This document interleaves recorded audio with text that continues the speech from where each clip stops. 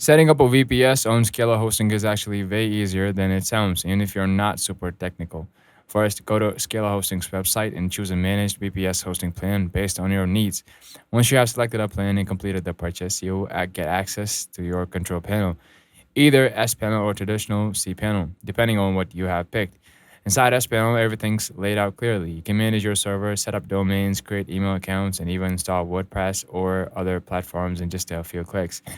Your VPS comes with full root access, which means you can install custom software or configure the server exactly how you want it.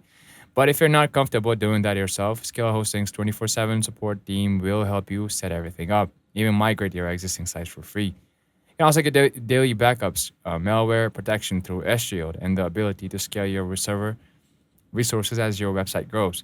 So whether you're hosting one big site or managing several for clients, setting up your VPS with Scala Hosting is fast, secure, and beginner friendly.